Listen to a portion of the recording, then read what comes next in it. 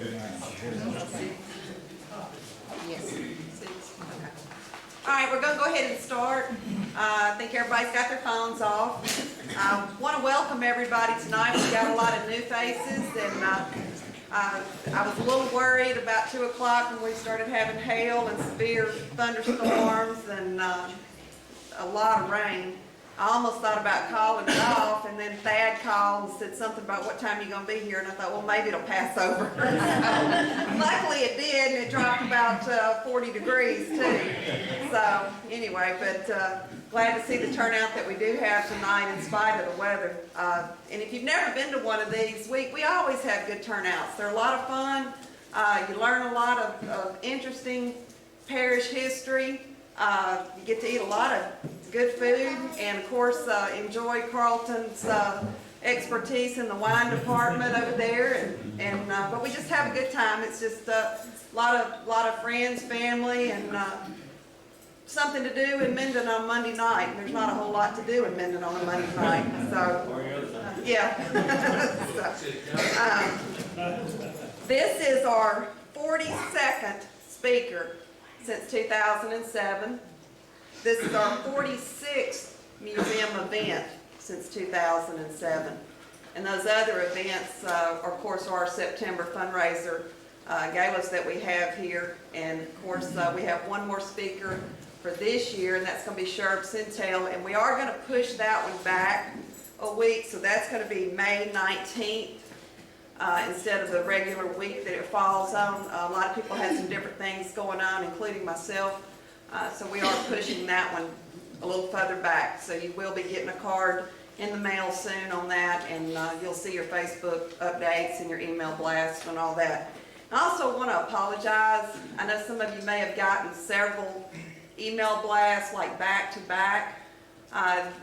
The service that I used was having some issues, and it generated a lot of extra ones. So if you got like 3 in about 5 minutes, that's why. So I think we've got that problem figured out. I talked to them for a long time, and if you do get them, please open them up, because I can tell when they're opened and they're not opened, and it really helps me out to see who they're getting to. One project that we have coming up, and I really hope y'all will participate in this. We're working on a Christmas book, and already it's about 150 pages long. And that includes a lot of really great pictures. And it's a Christmas book on people that grew up in Webster Parish. And it's your memories of Christmas. It can be more than one Christmas. It can just be your earliest memories going back as a child and the way things were in Minden. And I really hope that you'll sit down and write it. Frank Griffith's going to come up here tomorrow, I think, and just tell me his. And so if you feel like doing that, you don't want to sit down and write it, just come up here and tell it to me, and I'll try to make a story out of your memories. But the ones that I've gotten so far are very, I mean, they're very interesting. They're really, really good. I think everyone's going to really enjoy reading this. Had a couple of people even write a Christmas poem, and the pictures that go along with it just really make the stories. So when you're writing it or thinking about it, think about it as if you're telling your kids or your grandkids what it was like when you were a kid growing up in Minden or Webster Parish, and what your Christmases were like. And it's a way for your family, you know, to have that. Cora Lou kind of inspired me to do that. She's doing a special painting to go on the cover of that. She's a work in progress, so she assures me that it will be ready. The deadline is going to be in July for this, so you've got a little bit of time, but the quicker you do it, the easier it is on me to lay it out. I've already got a lot of it laid out, but if you would, please work on your Christmas stories for me. Let's see. Pretty soon you're going to be getting a letter in the mail. Don't throw it away. It's a brochure. You'll be getting it probably within the next, I'd say, 3 weeks. And what that letter is, it talks about how much we've spent to date, how much we need to spend to get the building that we bought in October to where we can open it up. Right now we need a roof, ASAP. That roof's $23,000. We've already had to pay for half of the roof for the guy to come and start on it. So that's just what we need for the roof. That's not counting what we need to get the building open and have it where it's like what we have here. I know some of you have been back here when we've got just crammed full of people, especially when we do our silent auction. And so that room's really going to help us. It's going to double our size. So when you get that nice brochure that I did, be sure and open it up and dig out that checkbook. And we accept gifts anywhere from $1 to $1 million. And so do what you can, help us out there. And right now I'm going to bring forth our bartender to introduce our man of the hour, Carlton. You said one thing, Shelley. What? That Frank Griffith was coming up to you to tell you his story. That's going to take about 2 days. Well, that's fine. I like Frank's stories. Frank has been here forever, and if he tells a Christmas story for every year he's gone, it'd be like me doing that. Well, It's really pleasant, a pleasure really, for me to introduce our speaker tonight, Butch Williams. I was at Minden, well, in fact, Butch's daddy hired me. I was teaching there when both Butch and Jimmy came through. One of the reasons my hair's so white, so thin.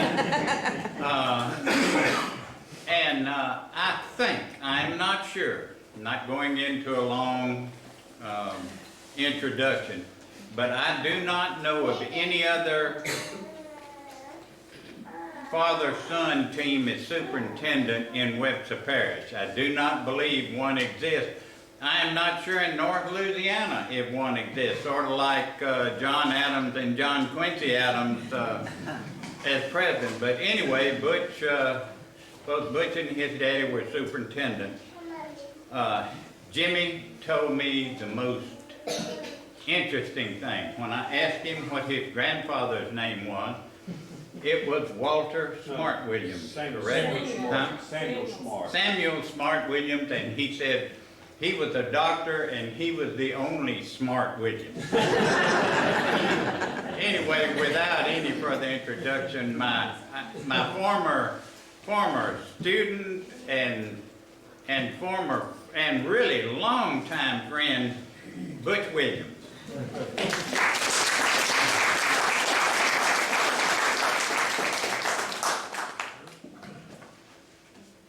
Thank you, Carlton. He said my father hired me. He didn't know how close my father came to firing me. One day when I was in high school, I went out to my car to get my book that I left in my car, and he came out there and jumped all over me. I mean, he jumped all over me, one side up, down the other, and my mama went out there. Rule? Well, the rule, I was breaking the rule, but that didn't make any difference. My mama was the secretary, so I could, I've got that privilege. I thought. And Mama went out there and she jumped on him, got on him pretty heavy, and I suppose she probably went on to Daddy. I don't know, but I did. I stopped going after my car, and so I learned that was the rule. And I didn't go after. I just didn't, I didn't realize it was the rule probably, or I probably did realize the rule. I didn't know. But anyway, it is a pleasure to be here tonight. And I don't know. When I was asked to do this, I said, "How in the world can I follow John College?" I mean, how can I follow John College? And then Just tell the truth. Well, then after that, the Germantown folks, they were so, so interested. And then John, good gosh, you don't follow John College. But anyway, I'm going to do my best to try that. And then first of all, let me say this. I wanted my grandkids to be here tonight. And it just meant all the world for them to be here tonight. So they may get a little loud, but don't worry about it. I'm not going to follow me. I listen to them every day. So please, don't let them bother. Don't bother you. They're so sweet. And if it does bother you, then leave. when I started thinking about this, I said, that's a big question. They've asked me to do a lot. What I'm trying to do here is just a lot of information. And so I said, what am I gonna do? I can't do this in an hour. Car program kept saying 1 hour. 1 hour. I said, oh, you got 1 hour. So I called Thad up and I said, Thad, there's no way I can do this in 1 hour. I just can't do it. And Thad said, don't listen to Carlton Pro Drive. Anything to do with this, just don't listen to Carlton Pro Drive. How long do you need, Butch? I said, probably 2.5, 3 hours. He said, well, Butch, don't worry about Carlton Pro Drive. Just take you 3 hours and go. And I said, okay, I appreciate that. So I started working on my 3-hour speech, and I kind of summed it down last night. And my wife walks in and she says, have you finished your speech? And I said, well, I kind of got it finished. I worked on it, kind of got it finished. And she said, well, you have a bunch of jokes in there? And I said, jokes? How in the world do you work jokes into education? There's nothing funny about education.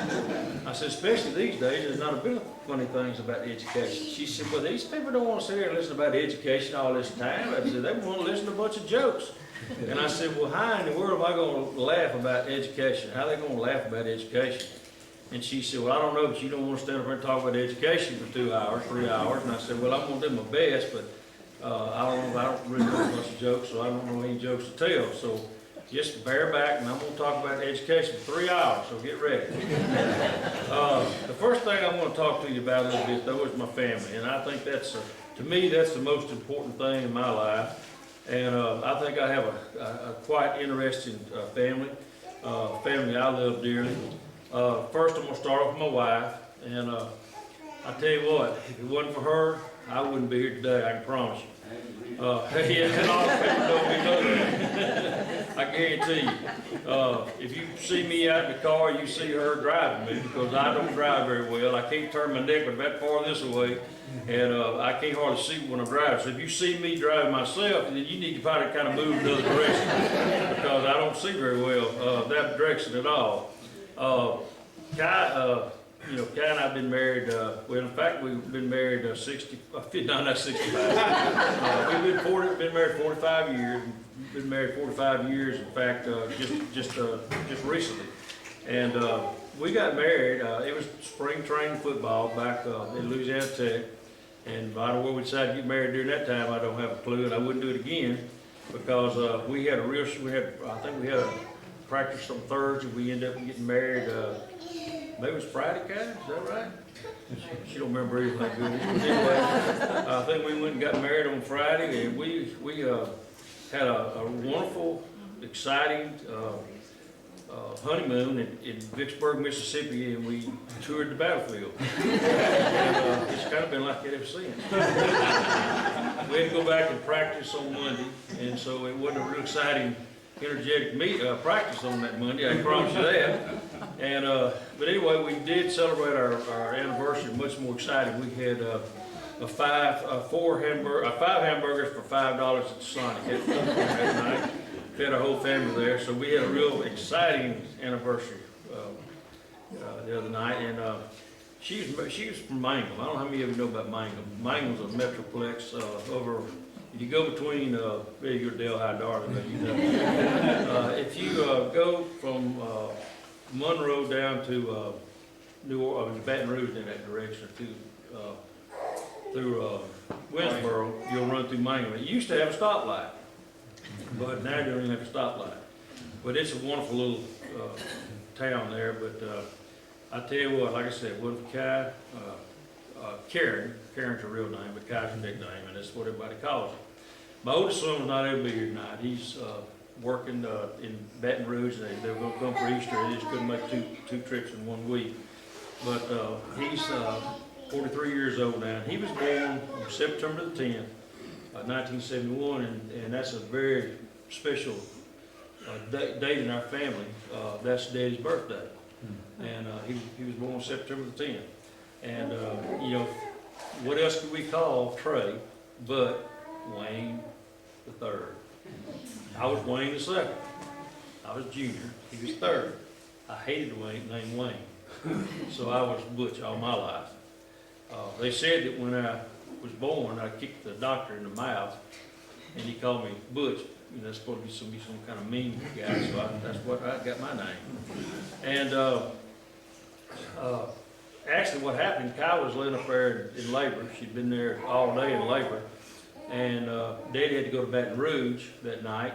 So he left there about 10 o'clock, had to go to Baton Rouge. He said, "Now, Kai, whatever you do, don't you have this baby until after midnight."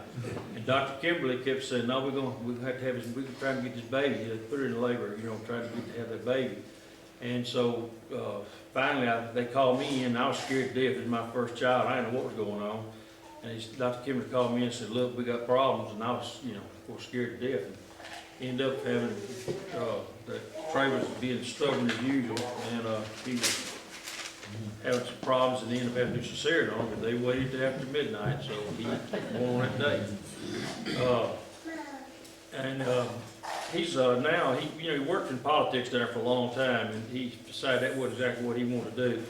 So he just recently went to work as a senior marketing director for Our Lady of the Lake Regional Medical Center, which is the largest hospital in the state of Louisiana. It takes several hospitals through the state of Louisiana. He had a really great job right now, and he's very excited, very happy with that. He's married to Ann Stuckey Williams, who's a licensed social worker in the continuing education program at LSU. She's somewhat a teacher that works with the social workers program there at LSU. And we have two granddaughters, Julia Catherine and Elizabeth Wynn. The Wynn name, of course, is my middle name, so she named the middle name after my middle name. My middle son's here tonight, Chris Williams. He is married to Leanne Hilburn Williams. We thought a long time before we allowed him to marry because she's from Halton.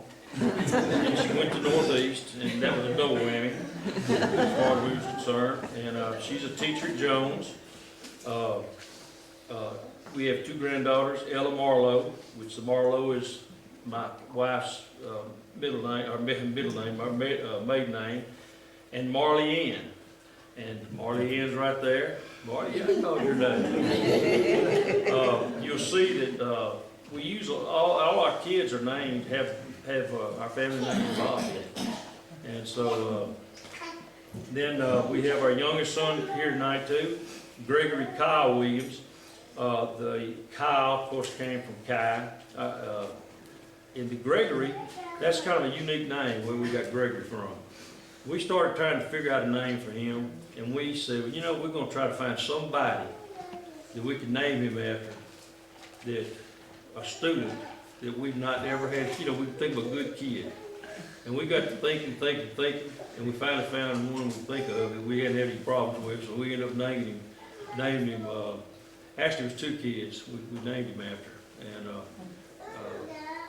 Greg Lott and Greg Solis. So we named him after those two kids, the first name. And then the first thing Kai did on the next 2 weeks later, walked in, one of the worst kids at school, you know, walked in and she went, "Oh my Lord." But anyway. His name was Greg. Yeah, his name was Greg too, what I'm gonna say. Anyway, he's married to Heather Hampton Williams, no kin to the Hampton Inns. And she's a teacher at North Highlands Elementary in Shreveport. Greg is a head baseball coach at Byrd High School. We have a grandson, well, a granddaughter first of all, Marlo Wynn. That Wynn's getting back in there again. Marlo Wynn. And then McCoy Wayne Williams. McCoy is from her side of the family, and then you see the Wayne. So you see all of our family is. And he was born on your dad's Well, yeah, and I'm saying he's also born on my dad's birthday. Oh. And so we decided that we were going to cut out Christmas holidays because that was not a very good thing for us. And he was born on the 16th, and that's the day that your daddy died. That's right. He was born on the 16th, which is the day my dad died. So we got a lot of family stuff there going on. But we're very proud of this bunch.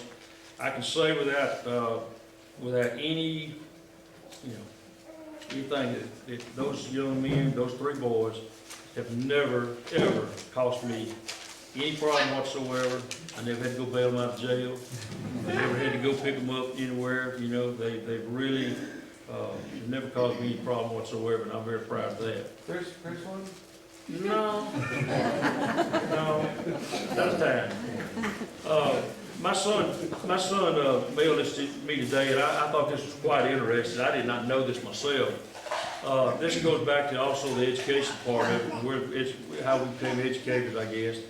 And I'm gonna read this because I didn't know this, and I didn't really, you know. Trey, what'd I say? My son. Well, my son, Trey.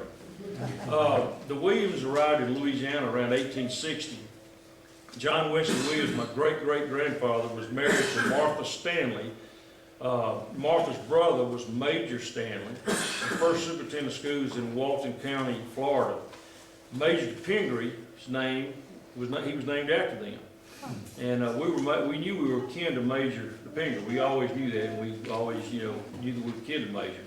And after several hurricanes, they left there, and the Stanleys, the Turners, and the Williams, I don't know if Turners, they're kin Turners or not, they all moved together to Texas, and they stopped, because one of the children got sick. They stopped in Rapides Parish near Leesville, and which later became Vernon Parish. And we have our family union every year in Vernon Parish, in Leesville. And in August, that's the hottest place in the world, I tell you that. Around 1880, my grandfather Samuel Smart Williams and his dad, John Wesley Jr., decided to move also. My granddad was a doctor who went from town to town working for different sawmills. They finally settled in Ida, that's where my dad attended school in Ida. And so, you know, I didn't know that, so I guess the superintendent of schools thing kind of runs in the blood. So, in 1938 and 1941, my dad was teaching history, coaching baseball and basketball in Shongaloo, Louisiana. Don't really know how he got to Shongaloo, but that's where he got started. He also was an assistant principal. And he said one of the unique things about it was that when he was there, that he had students that were actually older than he was. Back in those days, there was no limit to how old you could be and stay in school, or was no limit as how old you could be and play ball. The LHSAA had not started at that point in time. So you could stay in school and play till you was, 20, 25, whatever. And he said, you talking about being, you were 17-year-old, 18-year-old, well, not that old. I guess you say you've got 20, 21 years old coming out of high school. And coming out of college, excuse me, and there you was trying to teach kids that were 25 years old. He said, it got pretty tough. And he said, he was glad that he worked the sawmills. That's what he did. He helped work the sawmills and the cotton press, cotton gins and everything, because he had a granddad was a cotton gin, ran a cotton gin. And he said he was pretty strong, and he said he was glad he was, because sometimes he had to kind of go up against those kids because they didn't want to listen to what he had to say a lot of times. But he said that was a pretty tough deal. In 1941, he left to go to the war, and like most other men did at that point in time, and he went to serve in the Burma-India conflict. And he received the first field commission of a non-commissioned officer on the field. He served commission. And when he left the service, he left as a captain of the U.S. Air Force. I know he's real proud of that, being in the Air Force. He had to leave India because he got the trench mouth. And I've never heard of the trench mouth. Richard, you could probably talk about the trench mouth, but they said it was pretty rough. And Daddy, I know, lost all his teeth and had to have a lot of work done, and had to have all the false teeth, I know that. And he got real sick, lost down weight. I think he lost down to just bare nothing. And best thing that ever happened to me, best thing ever happened to Jimmy, because when he left there, he went to Ohio, and he served there at Dayton, Ohio, at the Wright Patton Airfield. And there he met a beautiful woman named Irene Williams. And you can see some of the pictures there. I think he and her at Wright field. And they stayed there a short time after they got married, stayed there a short time, and the war was over. And they came to Shongaloo, Louisiana, back to Shongaloo, Louisiana. And when they came back, they came to Minden, to ride the car in Minden, and they headed north. And if you were there then, you know that the road from Shongaloo to Minden was nothing but mud. And there was no concrete, no gravel, no anything, just an old mud road, and it was single road. It was no two lane. It was no, you know, it wasn't ruts here and ruts here. There was ruts there going down the road. And Mama looked at Dad and said, "Where in the world are we going? And what you got me into?" And those roads stayed like that until, I don't know, how long were those roads like that? Any of y'all remember that? Mom, do you remember? I don't remember how long. But they were looking a while, wasn't it? I remember, he said back when they had to go to principal meetings, that they had to, you know. They painted a little bit at a time. Is that right? Little Well, bit, you know, little Mr. bit. Red, yeah.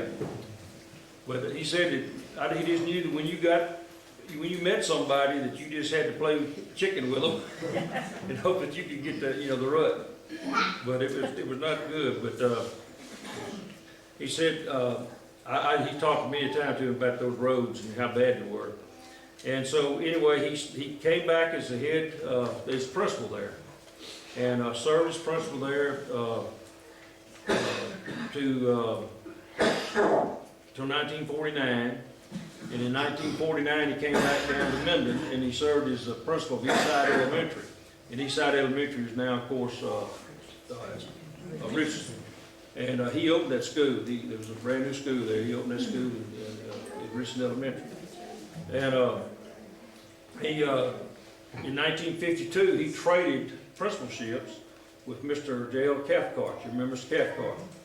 Mr. Cathcart was the biggest guy in the world to us little elementary kids. And I was scared of that man as I was, and that man wouldn't hurt a flea. But he'd come down that hall and he had that meter stick. He'd tap that meter stick going down that hall and scare you to death. The worst thing in the world was when the teacher would send me, oh, not me, but whoever you said, you would stand out there at hall, you know, walk out there in that hall, and he'd walk down that hall with that meter stick, and he'd stop and say, "Butch, what are you doing out here in this hall?"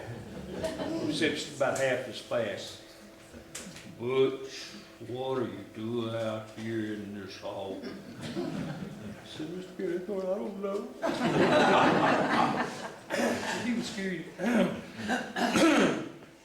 Excuse me. He was scared to death.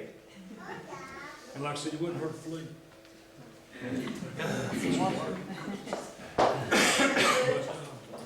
Your daddy built that line.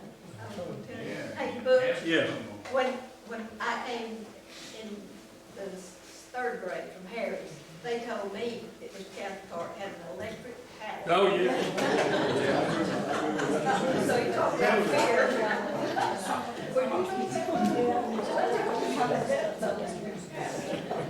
But I don't believe he ever patted anybody. I don't know if he did. I didn't remember, but he scared me. My dad was at Richardson, or at at the east side. If you'll go by east side right now, there's a rock wall that goes down on the west. I don't know. It was a rock wall there. And that wall, Daddy built that wall himself, by himself. I remember being there. I remember watching him do it. And they got that wall still there. I hope one day they don't decide to tear the wall down. I may have to go up and stand by it and tear it down. But I do very well remember building that wall. So I remember there's a yearbook picture of Daddy and Mr. Cathcart walking in Minden High School, and they're tipping hats. Some of you might see that picture. They're tipping hats while they're walking through there as they're exchanging schools right there.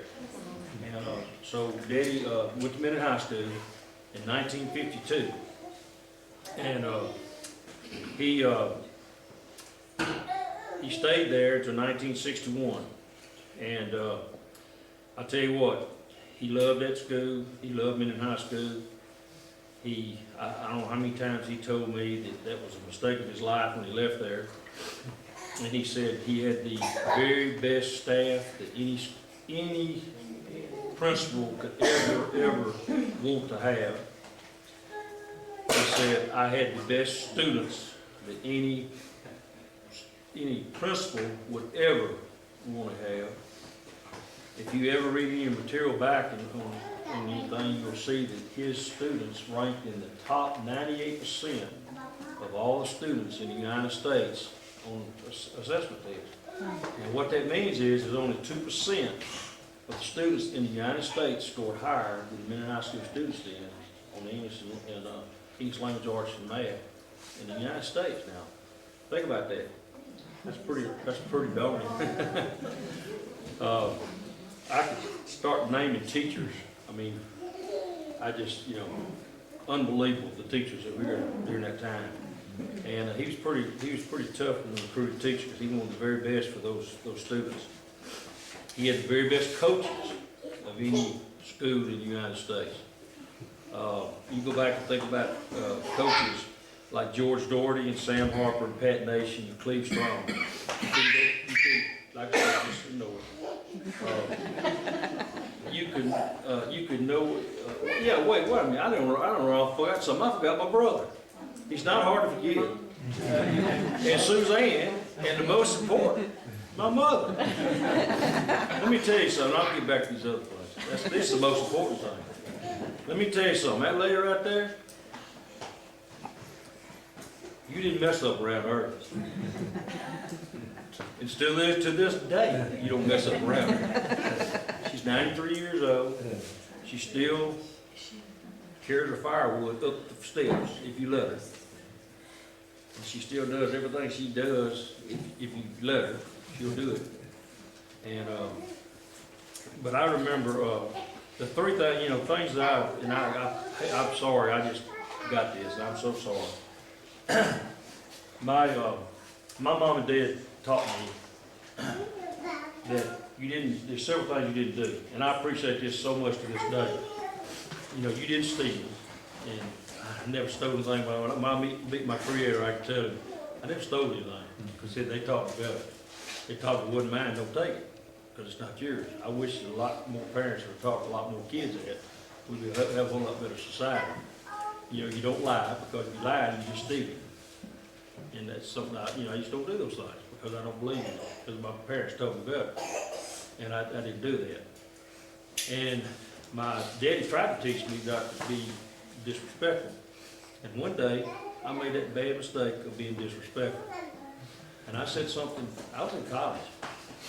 And I came home and I popped off to Mom about something. And I told the story before the Lions Club. And I popped off to Mama, and my daddy said, "Boy, are you crazy? What are you doing?" And I said, no. He said, "Come on, let's go after the little house." The little house was a 2-shop. And so we started out through there, and he started taking his belt off. And I said, "What you gonna do?" And he said, "I'm gonna whoop you." I think he said a couple of other things too. And so he pulled off that belt, and he started wearing me out. Now, I think I'm 19 years old, and I mean wore me out. And so when I got inside, I take my breeches off, and I look, and I've got little lion clubs heads all over my rig. Now, nowadays, I call the people uptown, and they've been in jail. But in Lions Club heads, I think it's perfect attendance or something like that. But those little lion heads were all over my rear end. And when I got through, he said, "You understand now that you don't talk to your mama like that." I said, "Yes, sir, I think I got the message." But he taught me like that, and that's the way it was from then on out. It was yes sir, no sir. And that's to this dying day, it's yes or no. I just believe in that. And I do appreciate my parents for that, and it's something that's been with me all my life. And again, I wish there was more parents like that, and I appreciate that. Put you in jail if you are. Well, yeah, you're right. Things have changed an awful lot, but I think that's where, and this goes about, this really kind of leads on to why our schools are like they are. Because not enough parents are doing just exactly what we're talking about.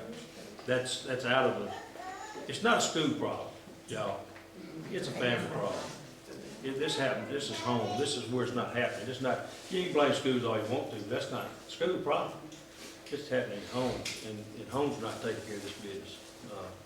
And we'll get that a little bit later, in the second hour. And then again, I apologize to my brother. When I was born, they waited a long time to have another child. And they said, well, maybe we can do somewhat as close to as good. And they had the second one, and when they did, they said, no way. We don't need to try anymore, so they didn't try to have another. So Jimmy, and of course Jimmy is down at Minden Athletic Supply, and Suzanne is the secretary at Minden High School. Suzanne Kilgore, she came from Oklahoma, and Suzanne is a wonderful sister-in-law. They have Jay boys, and their pictures up here. They got a big old family too. Jay boy and Jennifer, my mind went blank, and Kristen, my mind went blank. And so you see, we got a pretty good hunk of teachers and secretaries, and Mom was a school secretary forever. How many of y'all went to Minden High School and you know, she was like a mama, wasn't she? And I'll tell you one little quick cute story. I was a senior in high school, and I was cool, and I was gonna, Miss Ramona Wigley, we were gonna take her test, and I was gonna be cool, and we were gonna, you know, really be cool, and we weren't gonna wear socks that day. And, we were really gonna blow everything. So I didn't wear socks that day, but I was smart enough to put them in the car. And so I was bouncing up there to Miss Wigley's class, and you had to know Miss Wigley, she was pretty nice size. And she could slam a door harder than anybody in the world. And so I walked in there, and she you know, where's the test? And she slammed that door as hard as she could slam it. She said, get out of here. You're not taking the final test until you get some socks on. Well, I went running down to the office, and Mom said, why aren't you in class? And I said, because she won't let me take the test because I wouldn't wear socks. That's kind of stupid, isn't it? She said, no, go get those socks out of that car. I said, I'm not going to do it. She said, yeah, you are. Go get them. Well, I walked out of the office, and I went trumping down the hall, and the boys' bathroom was right there, and when Mom come run out behind me. I said, well, I'll just go in the boys' bathroom. Well, guess who went in there with me? The guys, you know, standing at the urinals there, you know, and everything. And Mom went right in the boys' bathroom, and those boys at the urinal, they were screaming and hollering. And I said, oh, Lord. So I went to run out the other side, and I went over to the car, and guess what? I put my socks on and went on to the test. So Mom will do just about anything.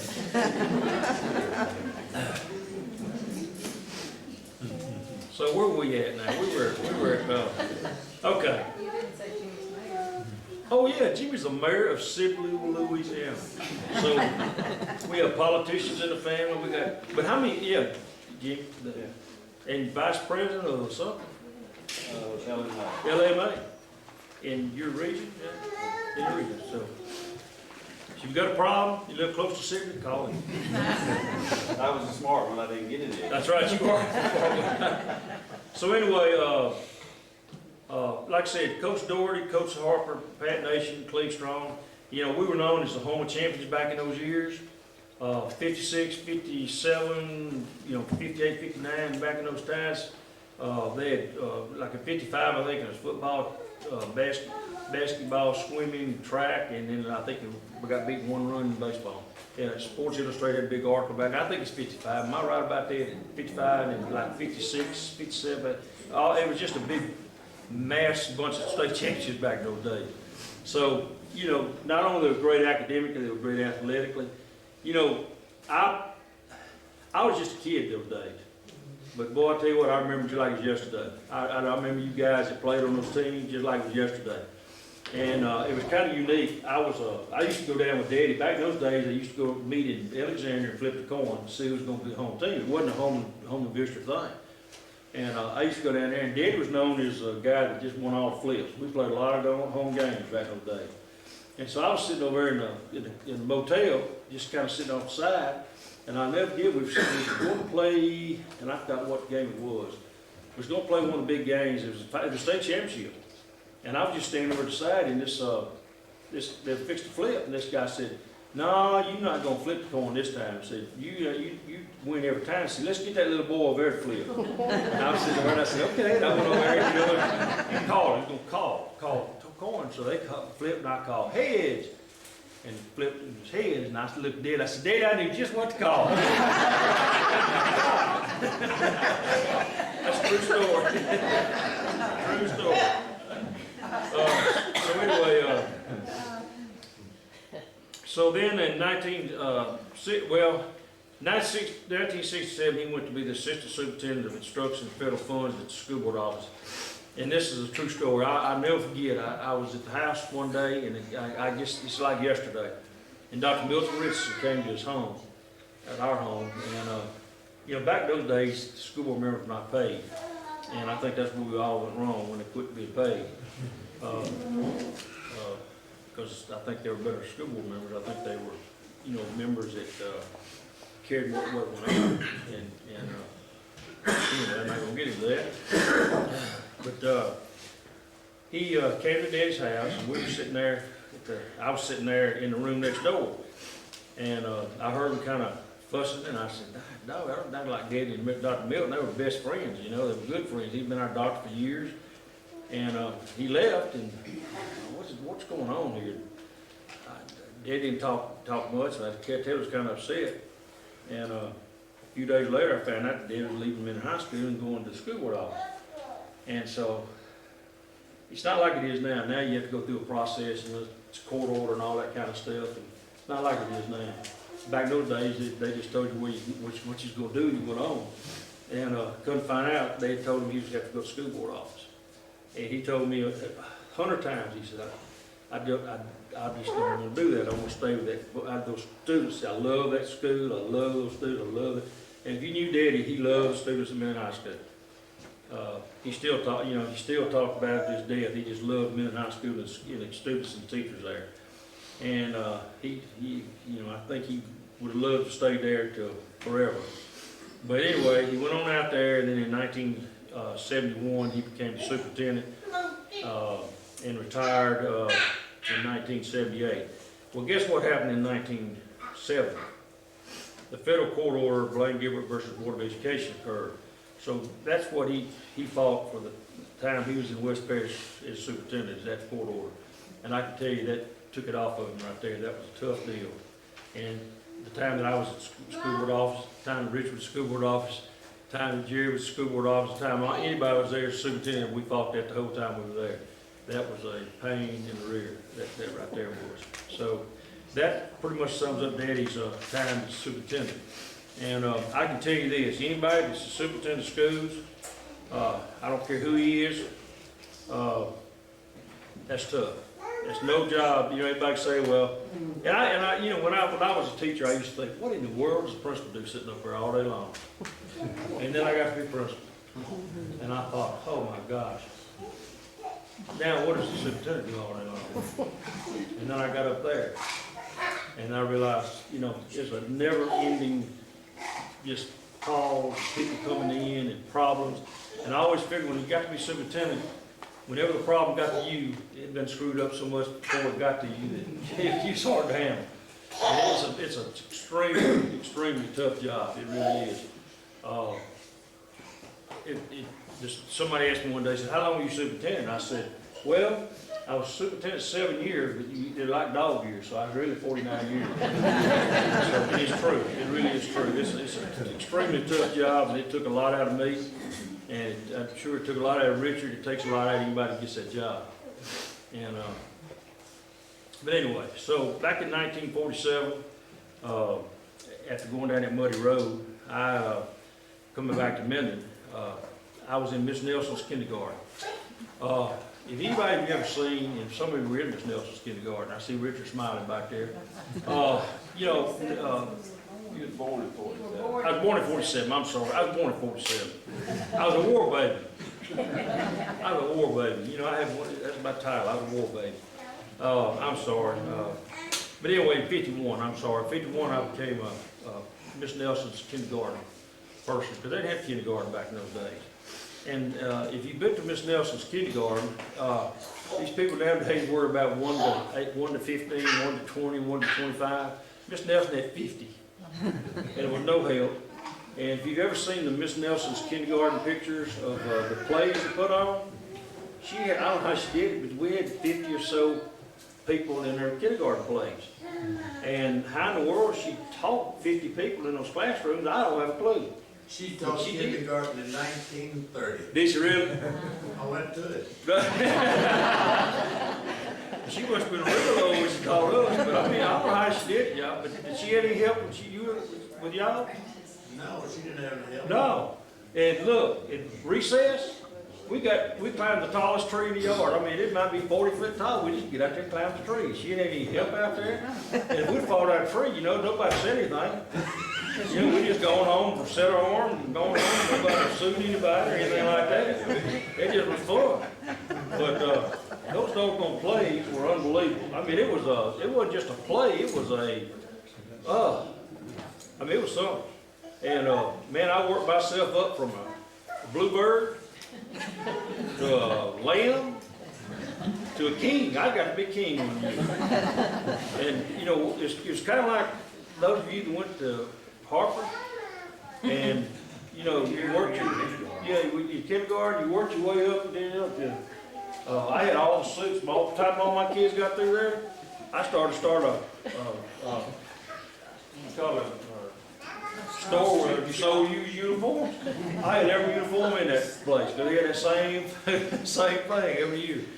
But I wanted to have those pictures and I couldn't find them. I just wanted to bring you a picture, just show you. You talk about changes in education. We had 50 people in the classroom and now they fuss them when you have 15 in kindergarten. And that woman did it. I'm talking about she did it and she taught kids. And when you got out of that classroom, you knew what was going on. But the difference was, she could teach how she wanted to, you know, what she wanted to, and she taught what was necessary for kids to learn and go to the next grade. That's how that was done. Now, she didn't have to teach all this structured stuff that was not necessary. She taught stuff that needed to be taught.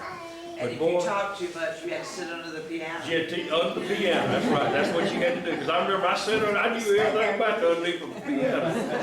I should have played the piano because I knew how to sit under it. I really did. I remember Mom had to go up one day and we had lots of talks. But anyway, but there was no crowded classrooms, I don't guess, and there was no Common Core, there was none of that stuff. But anyway. 1954 through 1965, I attended public schools from E.S. Richards to Lowe. I was the first student to attend Lowe Junior High School, and then I attended Minden High School. I had the best teachers, the best coaches ever. I had Elton Kelly, Sam Harper, Sonny Taylor, Bill Hoof, Steve Jordan. They prepared me for college, where I had no problems in college. I always carried a good academic average after the first year I was there. And I came home one day and they looked at my grades and he said, son, I didn't send you over there to play. I sent you over there to get a good education. I said, yes, sir. And I came back and did well after that.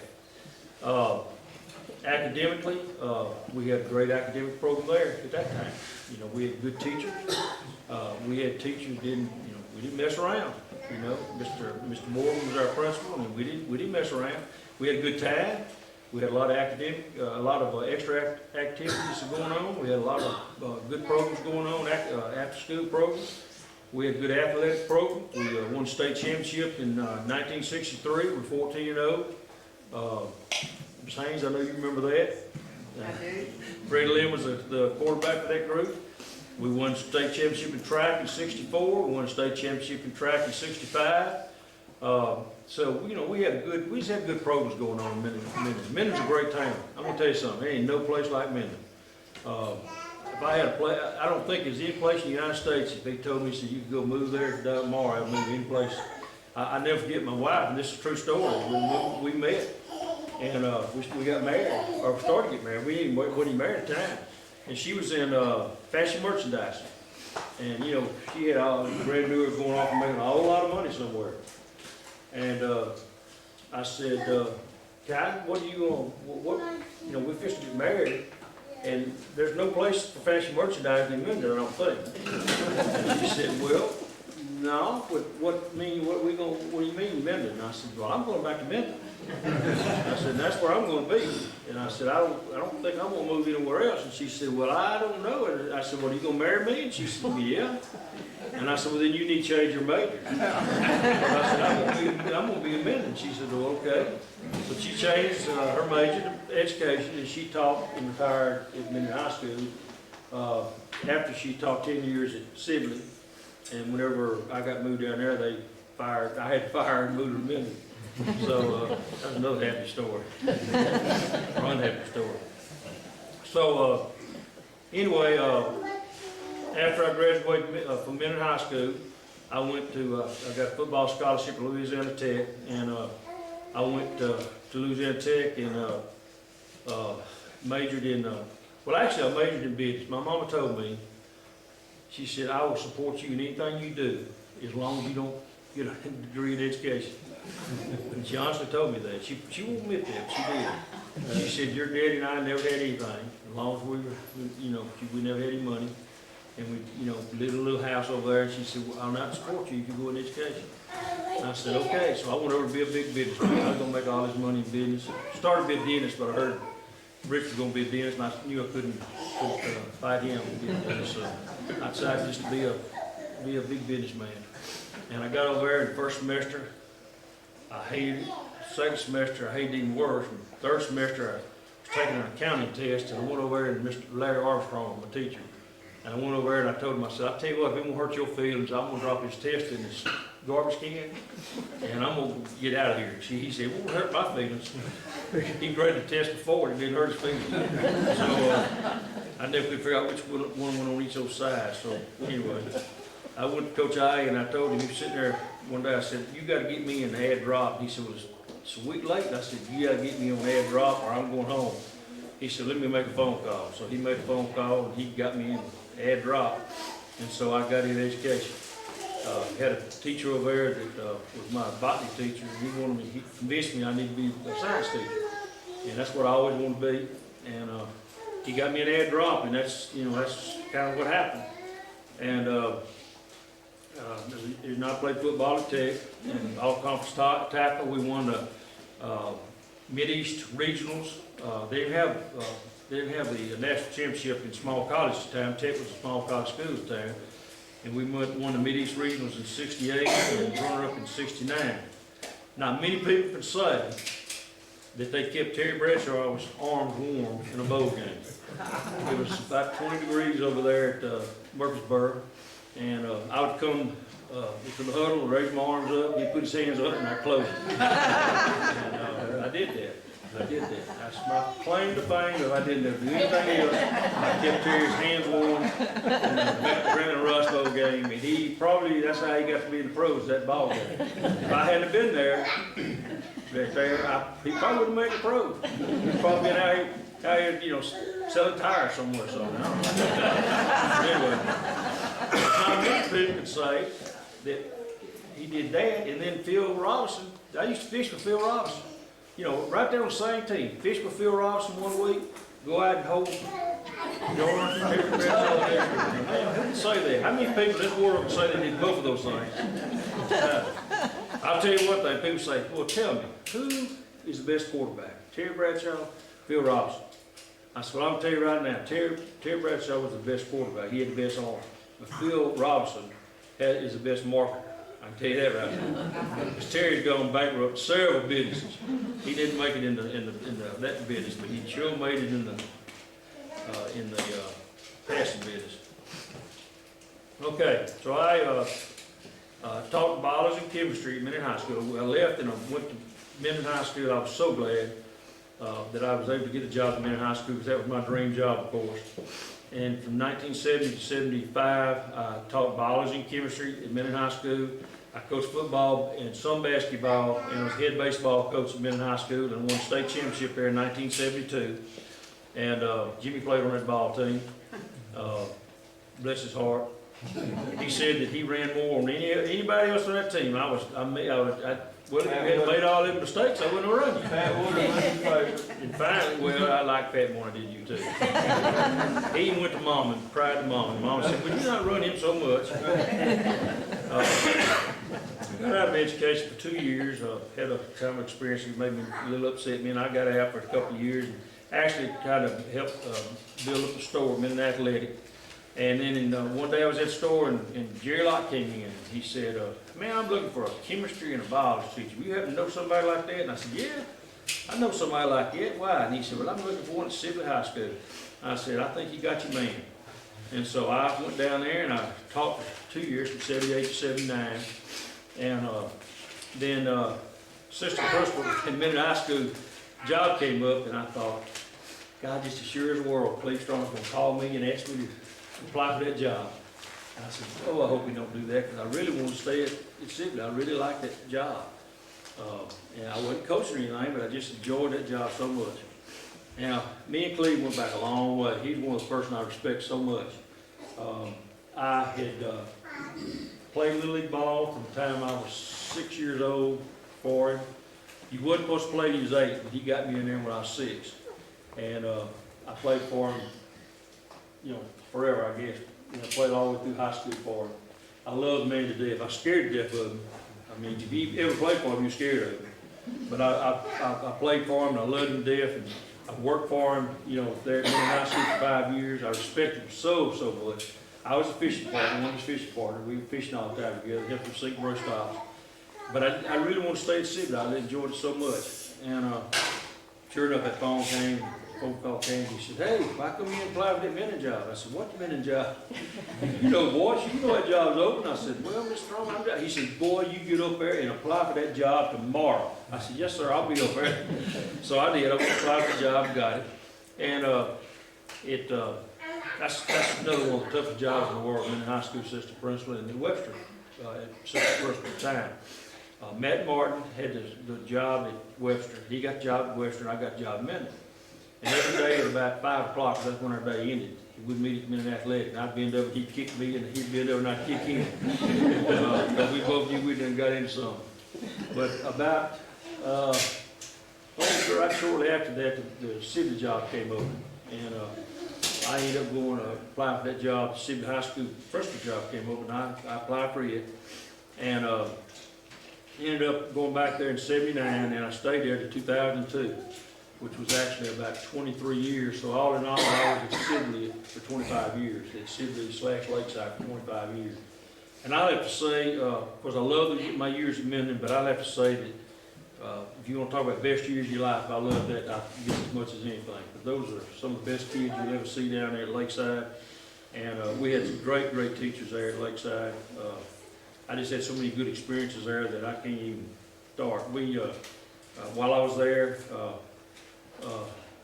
my man, Rod Holloway, was there.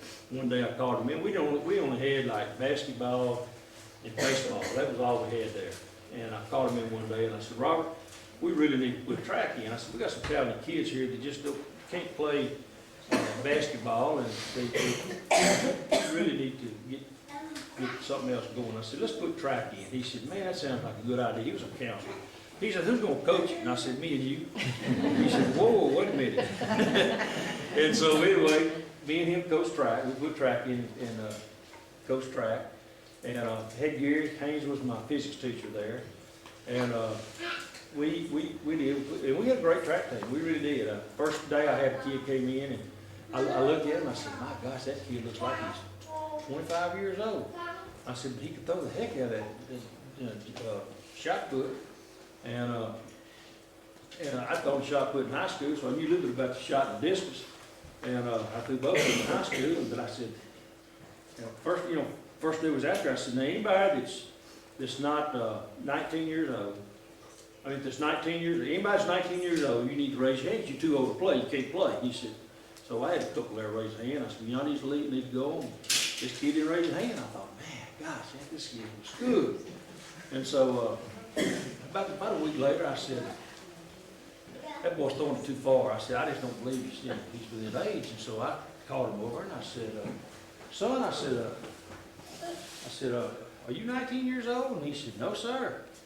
And I said, well, you look like you too old. I said, how old are you? And he said, I'm 21. I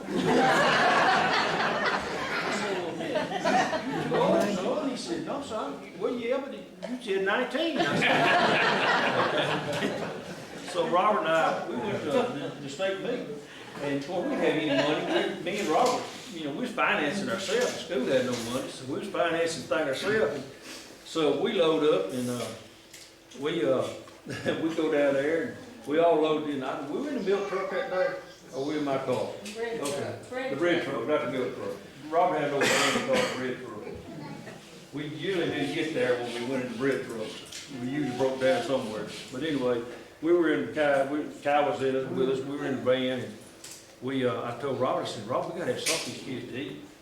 And I said, I don't know, you know, what they eat. I said, you know, so we stopped and decided to get some bologna with it.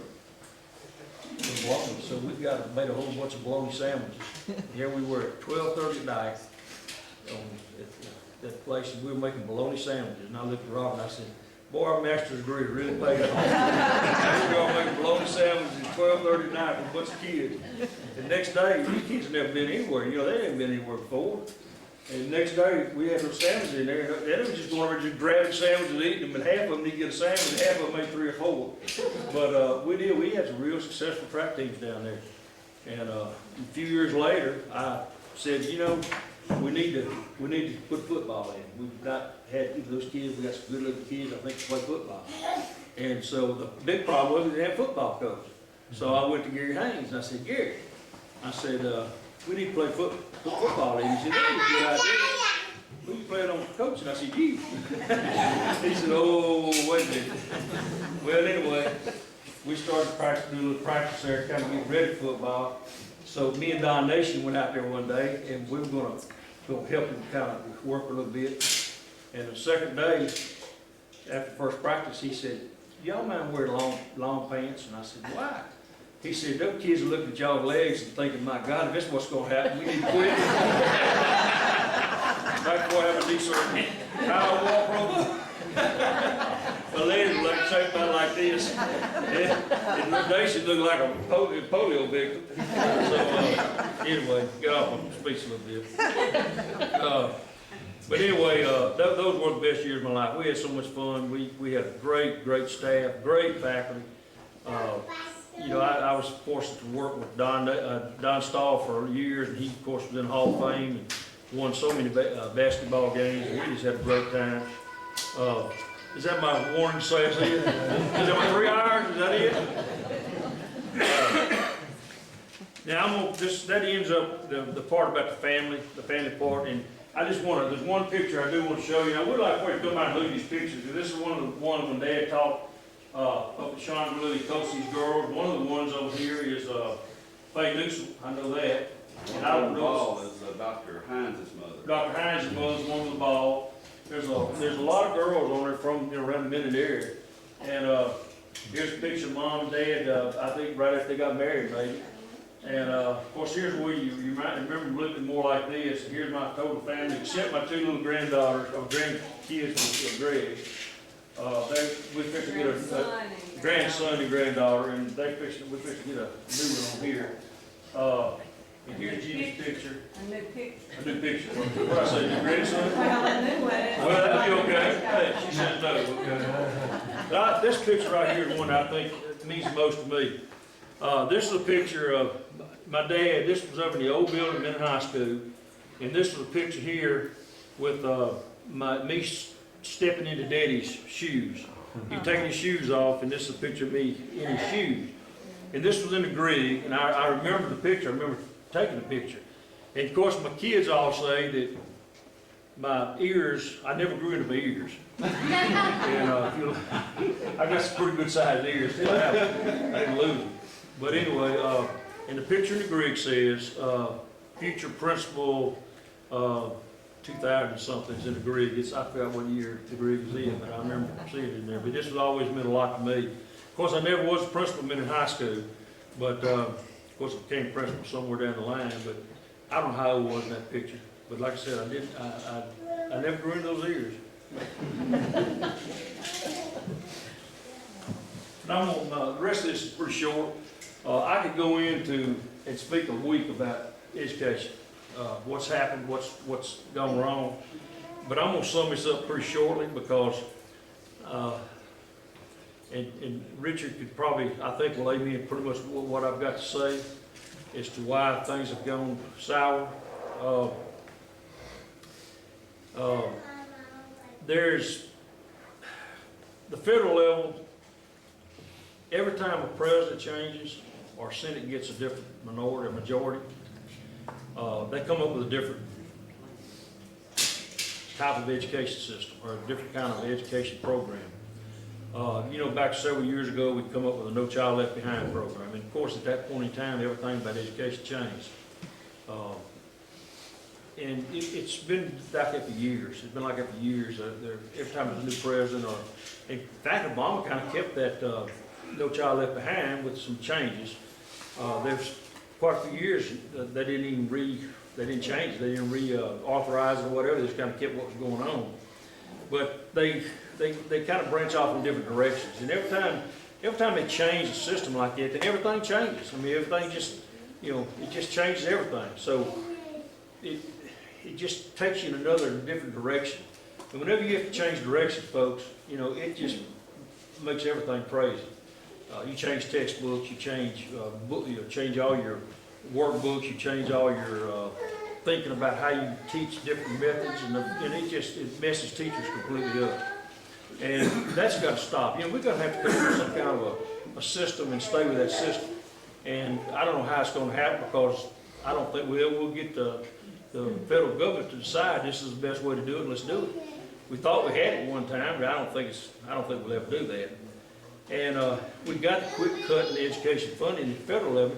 The most of the federal funding is going to be special education and Title I funding. And the thing about that kind of funding is this: they don't send you that and say, okay, have a good time spending.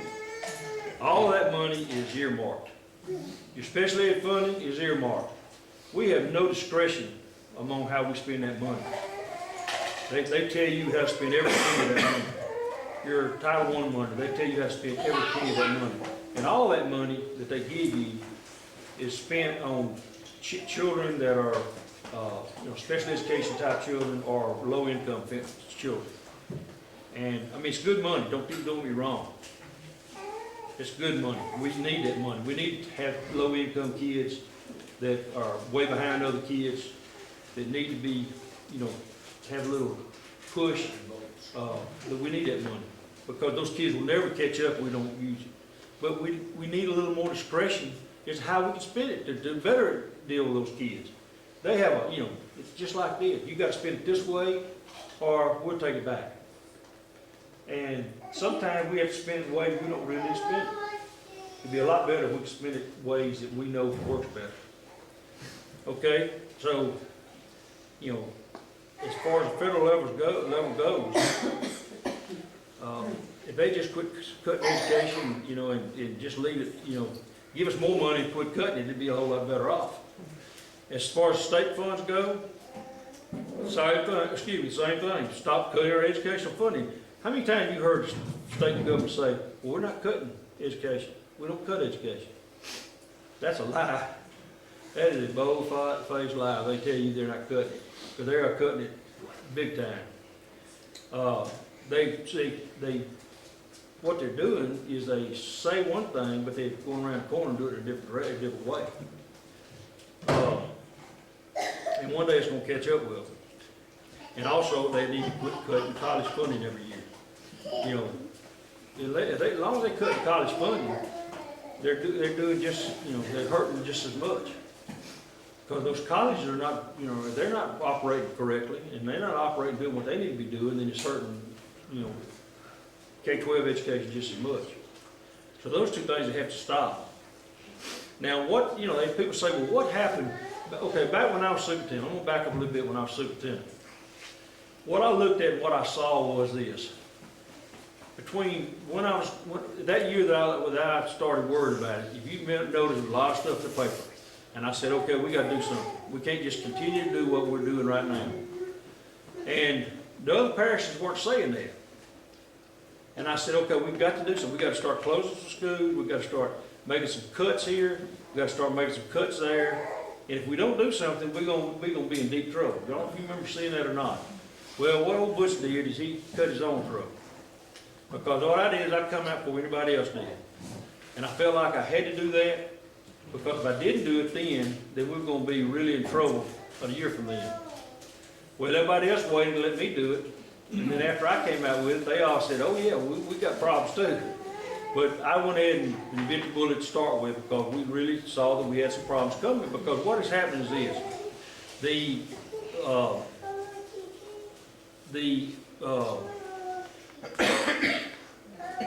I lost the place here. Okay, retirement funding.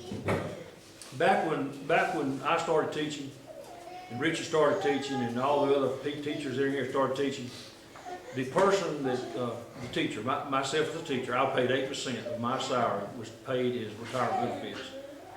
And the school board paid 8%. So we paid all equal, everybody paid equal. Okay, right now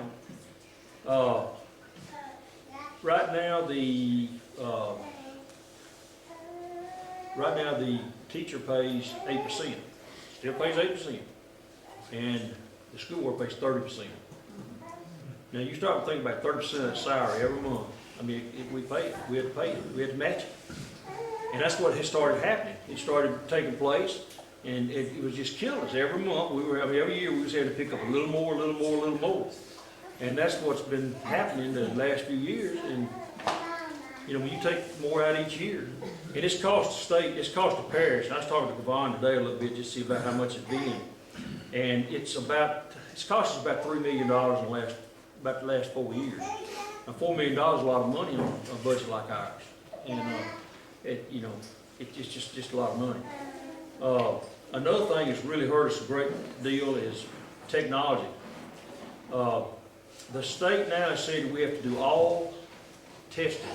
EOC is end-of-course testing. You know, back in about when Richard was superintendent and when I was superintendent, you know, you gave, the tests were done manually, written tests.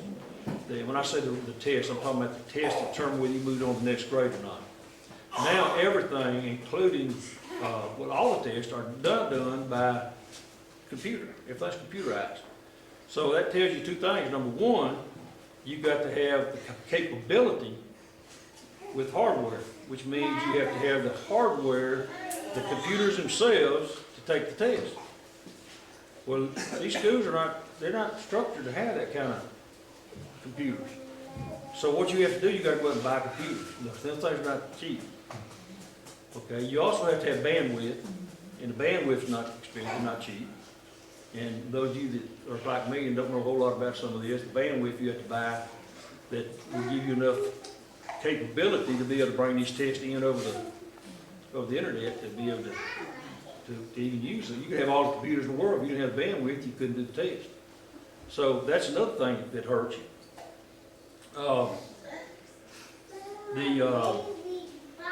The ACT test. Every kid now has to take the ACT. That is, I think, one of the dumbest things they ever did. I mean, that's just my personal opinion.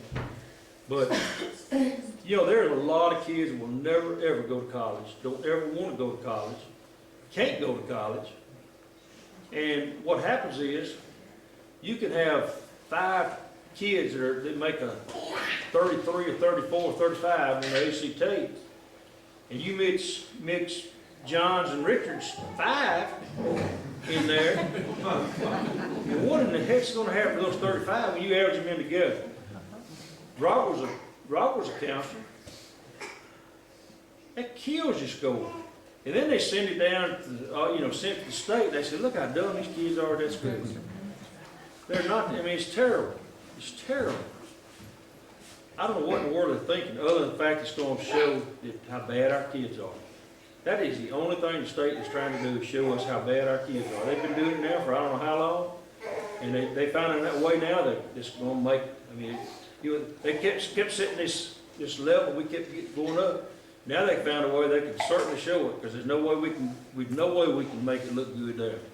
I believe that with all my heart, that's what they're trying to do.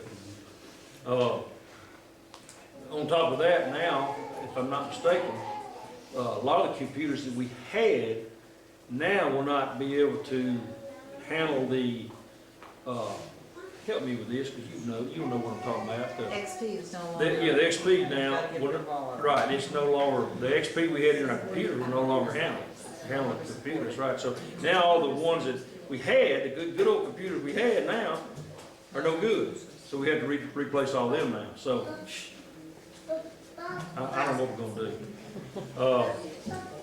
Another thing that this good old stuff did, the Common Core, you hear so much about how great Common Core is. Now, a textbook, instead of costing our textbook allotment this year, instead of being $300,000, is $900,000. That's what Common Core is doing just in textbooks. And I've got a lot of mixed emotions about Common Core. I think there's some good things about Common Core. I think there's some excellent things about Common Core. And I think there's some crazy things about the Common Core. This is one of the things I think is crazy about it. And there's some other things I think is crazy about it. I have talked to some people that solve some of the questions on Common Core. I'm telling you right now, I couldn't answer in a third or fourth grade math test. I couldn't answer some of the ones that they're asking third and fourth grades to answer. And you couldn't either. And I'm a dadgum, well, I hate to say I was former superintendent. You go out and say, I was former superintendent, couldn't answer those questions, but you couldn't either. I promise you could. And how in the world they expect those kids to do that, I have no idea. So, anyhow, cost of diesel. Well, you know how much diesel's gone up in the last several years. Cost of buses, cost of buses. We clamped our teacher raises back when I left. My first year all that stuff came up, we put a freeze on teachers. Hey, don't feel bad, he ran right down to the middle of church one day in the wedding. Anyway, we put a lock on teacher raises, and Leanne and people that are teaching right now, they haven't gotten a raise in 6 years, 5 years, Leanne. And that kills them for retirement. That really does, it kills them for retirement. And we got to do something. We got to do something to get these teachers back with their teacher raise. And I know you say taxes, and everybody goes, oh God, I don't know taxes. But these teachers have got to have some way of, I talked to a man the other day for a long time about this. We got to do something to give them a teacher raise. And I say a teacher raise, I'm not talking about the cost of living, a little small percentage each year. Most everybody gets some kind of little bit of we used to have step raise, what we call a step raise, and it's a very small amount each year. But we got to do something. We don't do something, we're gonna be losing More teachers. a lot of teachers. We're losing now. I've talked to several teachers leaving here and going to other place or just quit. Say, I'm not gonna put up with it. And I'm gonna put one more little thing. This is the very last thing. Our local. I just call this local. And I'm glad Robert Holloway's here tonight because I'm gonna tell you something. He's a very close friend of mine. We've been friends for a long time. We coached track together. He was my counselor, and I consider him a very close friend. And I consider him one of the very best board members we have. He looks after the teachers. He looks after what goes on, and he says he's not going to run. And I'm going to keep on talking to him, try to keep him to run. He keeps on telling me no, and I can't blame him for that because I understand what he's fighting. But he does an excellent job there at the Webster Parish School system and representing the public and the needs of the kids. But that's not always so up there. And I'm going to say some things that I feel is very deep in my heart. And I call this local.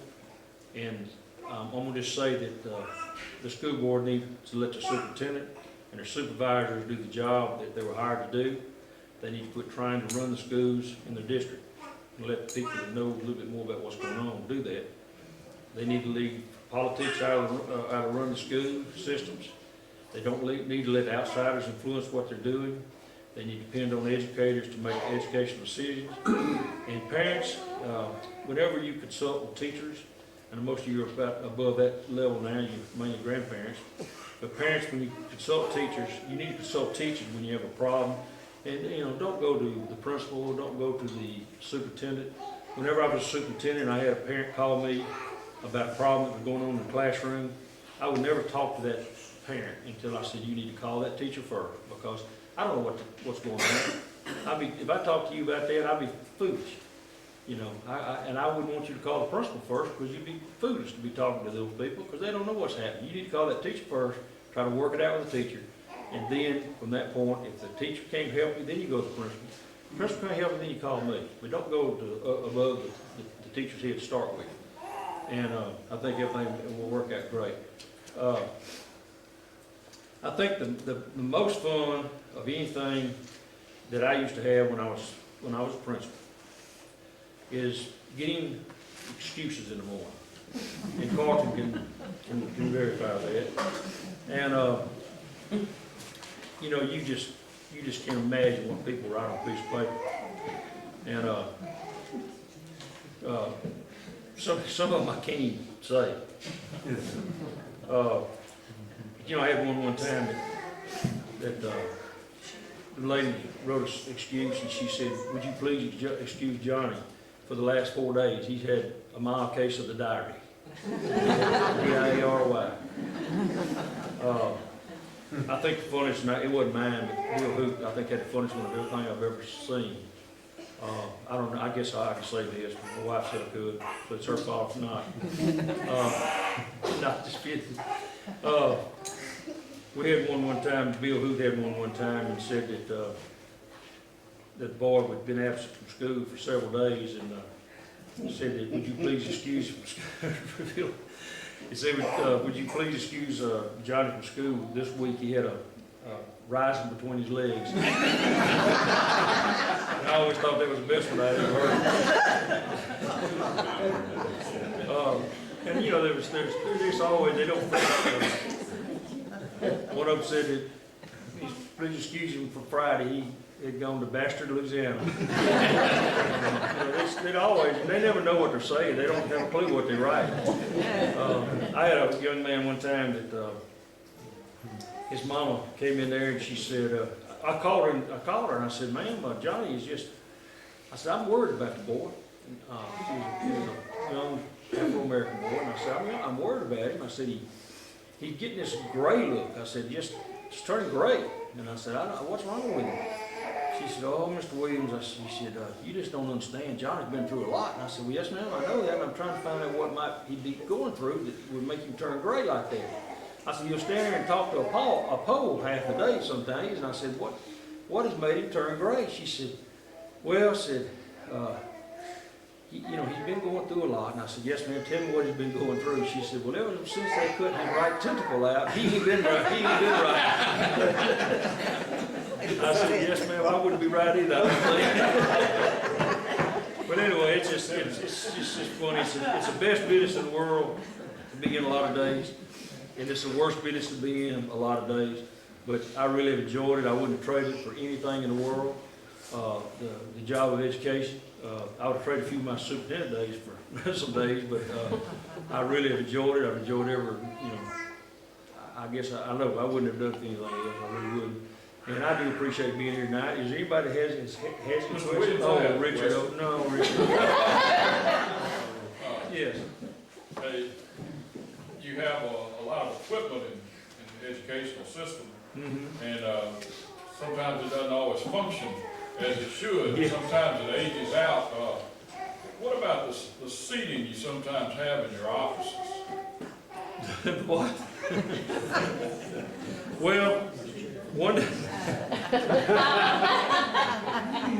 Richard left that to me. That time for you to escape, isn't it? Richard, one night, right when I first got to be superintendent, I was, Richard knows. Yeah, Richard knows, not you, Richard.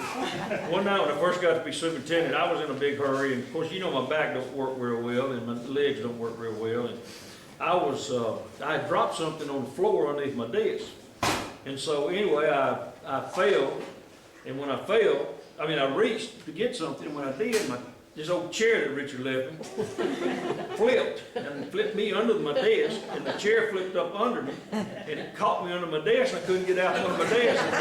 The board was fixed to start out there, and I couldn't get out from under my desk. I think Fred or somebody finally came out there and got me. That's how, hey, you work what you got. Can't afford anything expensive. Yes. You got a question, Rob? You got a question? Oh, anybody have a question? I got something. Yeah, Fred? Go ahead. Oh, good. But you reminded me of when you were talking about your dad who built that rock wall at east side by himself. Tell us quickly about the track field, how it got built. Yeah, I'm glad you mentioned that because that's another story. Daddy and Coach Doherty built that track field. And actually, Coach Doherty was a geometry trick teacher. And he got out there and they started talking about needing to build a track. And that track would not go in that area down there because of the angle. And so Coach Doherty built it. It's shaped like an egg, you'll look at it. It's not really a true, you know, oblique or whatever it's supposed to be called, but it wasn't oval or whatever. It's not exactly that shape. And they got down, that was a swamp. I remember we used to shoot ducks down there. Well, whenever we used to build that track, and I was a little kid, but I remember going down there with Daddy and Coach Doherty, and they borrowed, the city was nice enough to leave their equipment there on Friday afternoons, and Daddy and them would get that bulldozer and drive, you know, and whatever, and they built that track themselves with people in Minden, again, people in Minden, donating money. And the holes in the track that go under there are made out with oil cans. They got an oil guy that leaving oil cans, and they built themselves. And then they got donations, and I remember they went to Mr. H.O. West at the end. They were about $2,000 short, and he said right there they wrote a check for $2,000. That was a lot of money back those days, and they built that track themselves. Sure did on weekends.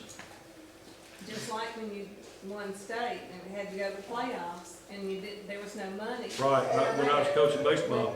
Had to go in cars and you went around to people and they gave money. Around the people, and of course I ended up paying a bunch of it, and Dr. Tom Alley and myself and my daddy, we paid a lot of that money, but a lot of people around town, you know, we just didn't have any money. I went to Cleve Strong that afternoon, I said, Mr. Strong, we got to be in Palmer Tuesday, and he said, well, I'm sorry, we don't have any money, so we just got money together, and, you know, a bunch of us paid. No, people don't realize how many times coaches come out of the pocket with money. It just, you know, it just has to, it happens, that's the way it is. Especially at Sibley. We didn't have any money back those days. But I want to say something. Yeah. You know, my father and your father were real good friends. Real good friends. And Papa played football for Auburn. Yeah. And he played in line. Mm-hmm. And so when he went to football games, he didn't look at the backfield men like I do and everybody else. He looked at the linemen. And the only one I remember him really bragging on was you while you were playing. You were playing for Louisiana Tech. And he said, that's the reason Bradshaw can throw those passes because Butch is blocking for him. He did a great job. That's a good story. I appreciate that. You know, George Doherty was like that. George Doherty could look at 5 men at the same time and watch every one of what they were doing. Yeah. And he was really a great coach, and that's why he was like that. Coach Doherty was just, you know, I don't know, he was just a great coach. Coach Elton Kevin was a great coach. Sure was. Like your dad, I never get Daddy telling the story about your dad. When he came back from the war and got married, and he needed a car. And he went down to your dad and he said, Mr. Anderson, I don't have any money. But he said, I've got a job. And he said, would you let me have a car? And he said, I promise you I'll pay you back. And he said, Mr. Williams said, your name's good enough, and said, you have a car, he gave him a car. And ever since then, ever since that point, the day he died, he bought cars for him on that age. Sure did. Sure did. Sure did. Any more questions? I just want to know if you've ever figured out the correlation between your daddy leaving a school and you starting. Well, when you were sitting there saying it, he left Richardson the year before you started Richardson, and he left Minden High the year before you started Minden High. Well, I tell you what, I didn't want to be with. One time, I was at the old school at Minden, those schools, and he was a high school principal. And I remember Miss Watson grabbed me one day, but it didn't, not here. And she said, come on, we got to see you. And I said, no, I ain't. And she said, yeah, you've been cutting up. And I said, ma'am, if you will not take me to my daddy, I promise you will never have any more problems out of me. And I did not, she didn't take me, and I never had any problems. Never. One thing I will add to this, and I'll leave, I promise I'll go. I know I'm running over my 3-hour car, but when I get talking, I can't stop. The one thing I am real proud of, and I don't know if it's to be proud of or not to be proud of, but there's not a school in the parish right now that I didn't have something to do with building or renovating with our grant money. We just got to, I think, finally finish spending. But I don't think it's a school in the parish. I went back and looked not too long ago. And, you know, our schools have gotten really out of hand. And we were able to do that a lot with this new,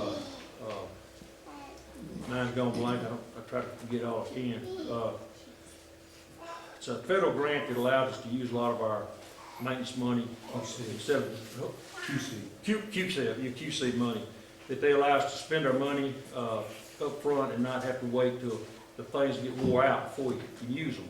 And it's not money you see this on the radio and in the newspaper all the time, they say, well, these people spending money wild. That's not costing us anything. That's money that's already, it's in our maintenance money. So I think it's just about every school in the parish, I've been able to have, you know, some kind of touch in building. And I heard one man say, well, that ain't nothing to be proud of, that's spending more money.